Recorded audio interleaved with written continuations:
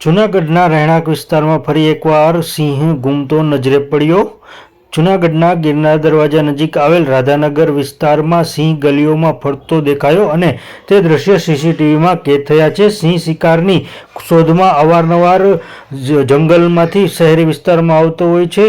શિકારની ખોજમાં આવ્યો તેવું અનુમાન છે। સિંહે પશુઓના સમૂહ પર હુમલો કરવાનો પ્રયાસ કર્યો હતો। એક વાછરડાનું શિકાર કરવાની કોશિશ કરતો હોય તેવું સીસીટીવીમાં દેખાઈ આવે છે, પરંતુ ગાયે સામેથી હુમલો કરતા સિંહે શિકાર છોડી દીધો હતો। પછી તે ગલીઓમાં ફરતો હોય તેવું દેખાઈ રહ્યું છે, ફરી જંગલ તરફ ચાલી ગયો હોય તેવું માનવામાં આવી રહ્યું છે।